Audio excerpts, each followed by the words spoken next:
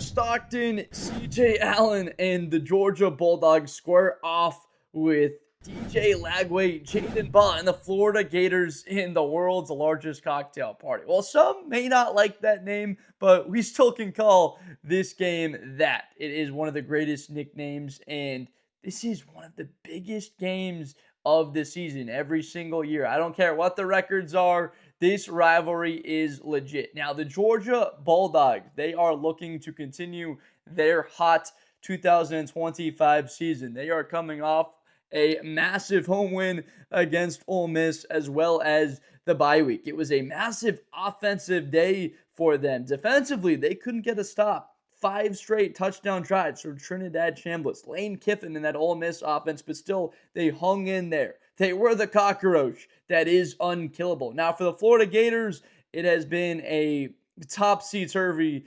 2025 season. They are coming off of the bye as well as a win against Mississippi State, a team that just took Texas to overtime. DJ Lagway was not great in that game. 2 interceptions. He did have 280 yards. But again, Jaden Baugh, one of the stars. That's why we mentioned him in the opener. He had 150 yards, over 6.5 yards a carry on the day. The last time we saw him on the field toting that football. Jaden Baugh needs his carries. If Florida wants to win this game in Jacksonville, Everbank Stadium, they have to find a way to keep the balance and honestly maybe make it a little bit more unbalanced. DJ Lagway on the ground, Jaden Baugh with carries on the ground. Keep the football away from the offense of the Georgia Bulldogs. Now, the strongest part of Florida's team has for sure been the defensive unit. The defensive line has gotten pressure on the quarterback. They've held up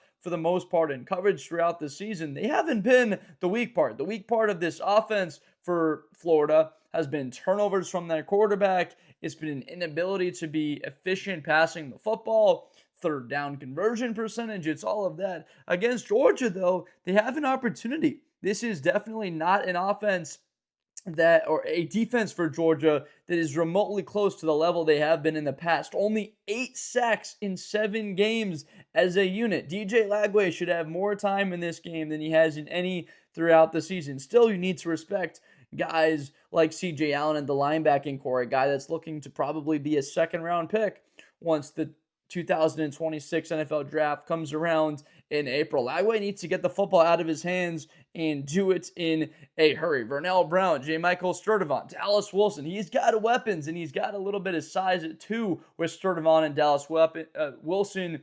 Dallas Wilson, the weapon being tall, bigger body wideouts. Wilson, not quite the performance against Mississippi State that he had a couple of weeks prior against Texas. There was the game against Texas A&M, scored a sandwich between that. We got to mention that Billy Napier is no longer the head coach for Florida. They decided to fire him.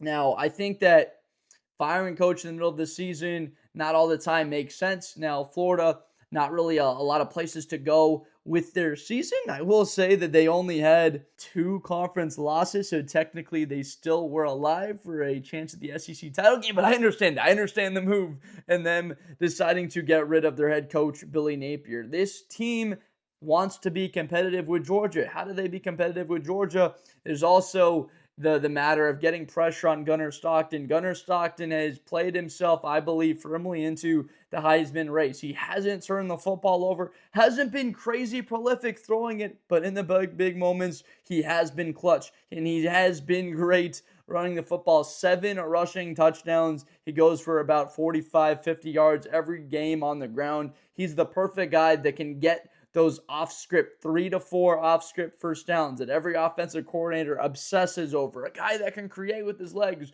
with his arm outside of the pocket. When it all breaks down, can he go create and keep drives alive?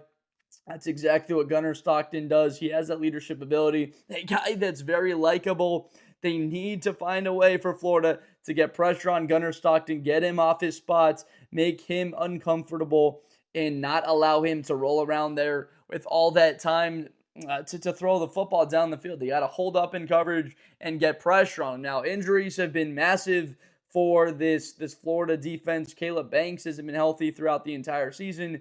I think that Tyreak Sapp is one of my I think that he is one of my favorite players. He's probably most likely a late day two pick. Tyreak Sapp, 94. You know who his dad is if you're familiar with the Sapp last name. This is a guy that needs to play well in this game. This Georgia rushing attack, look, it's a two-headed monster. They come at you with Chauncey Bowens and Nate Frazier. Nate Frazier, obviously the lead back. He's got less rushing yards on the year to Bowens, but I think that when you have that combination, sort of an attack with Frazier, he'll probably get more carries in this game.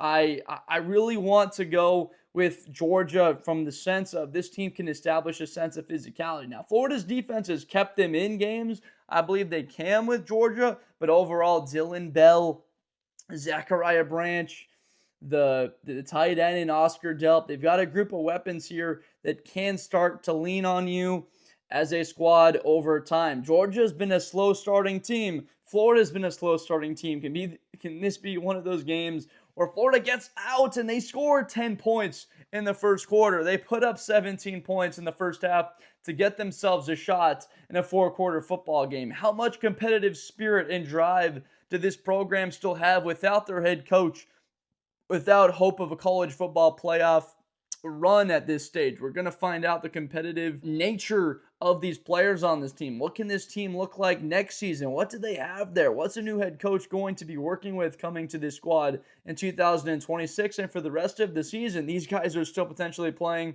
to earn themselves spots in other teams if they transfer as a starter on this team next year, spot in the National Football League. There's still a whole lot to play for in the 2025 season, especially when you go up against a rival and a team in Georgia that believes they're an SEC title contender, believes that they're a national title contender. The biggest question that I have is, can they affect Gunnar Stockton to the point where he's uncomfortable? He's getting sacked 4 to 5 times. There's 9 or 10 tackles for loss. If they have the type of defensive performance that they had against a Miami, for example, they absolutely can play tight in this game. This Florida defense, they're opportunistic. That secondary, still very darn physical. They still have talent that stacks up with just about anyone in the country. Now, Georgia, they have a little bit of that speed that is to their advantage there with those weapons. And Zachariah Branch, the transfer from USC, the type of guy in special teams that can really wreck a game for you. Have to be aware where he is on the field at all times. It's pivotal that they find a way to not get beat in the special teams department of this one. DJ Lagway on the offensive side of the football. I get it's been an up and down year. Touchdowns, the INTs, it's even. It's 9-9. Can he create?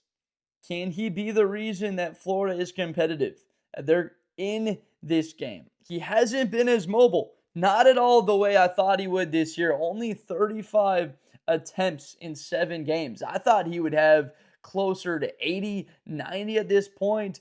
9, 10 rushing attempts a game, just trying to attack and put defenses in conflict. BYOB, an extra blocker in the run game. That's just not been the identity of Florida. Been waiting for that offense where they open it up with Baugh and Dallas Willson now with him back and DJ Lagway attacking teams. He has the physicality where he can take the toll of 10 to 15 carries and taking those hits because he has that thick build to him and he has the athleticism to avoid the big hits. I'm leaning towards Georgia in this game. I don't think anyone's shocked by that. I think they can win this game by 2 scores, 30-20. Overall, this team has that belief. And you break it down to the largest factors in a Kirby Smart versus just about any other coach in the country. Maybe save Ryan Day or Dabo Swinney, the other 2 coaches that have won national championships. It's belief. His players believe no matter what the score is that they can win the game, no matter how much time is left on the clock. They believe that they can come back and win a game. What if they get a lead in a game? That would be a little bit different. If Georgia in a big matchup can find a way to get a lead, hold on to that. Does this team play a little bit different? That would be a little bit of new territory for Georgia. I don't think that they would mind it all too much when you've seen them in games this year, like against Tennessee, against Ole Miss, against Alabama, their biggest 3 matchup. They found themselves behind and trailing throughout the entire game into the fourth quarter where they've got to come up with the goods, and Gunnar Stockton has delivered in the biggest moments. You got to give him credit. So I've got the Georgia Bulldogs winning 30-20 in Jacksonville. We're all excited for this matchup. This is a Georgia team that's right there. They control their path in a sense. If an A&M or if an Alabama lose the rest of the season, they don't play one of those teams. They need one of them to lose to have a shot to play themselves into the SEC championship game. So a win here. They've still got Texas at home, another one of those teams with only one loss in SEC play. And then Georgia Tech looks like it could be a top 10 matchup at the end of the season. So Georgia, all of their goals ahead of them. Florida, not so much, but they're looking to play spoiler in this one. Let me know down below in the comments who you believe wins this game. Is it Florida being able to pull the upset, or is it Georgia looking like the Georgia Bulldogs that we've all come to know over the last decade or so, and they come out with the win in Jacksonville? I appreciate you so much. Please subscribe for more Blitz with Blender content in the future. My name is Josh Blender. I've been working on building this brand of college and NFL football built on community, on passion for this sport of football, of which we all love and spend so much time on. Why not bring a little bit of a positive side to that with energy and enthusiasm and being so excited for these games? November football now, SEC conference. What gets better than that? Appreciate you so much for watching, and I'll see you next time. Best player in college football. That Georgia and Ohio State game, New Year's Eve, is going to be a classic. Josh Blender, hi everybody, I'm Josh Blender. To the 40, 35, 30, Espinosa to the 20.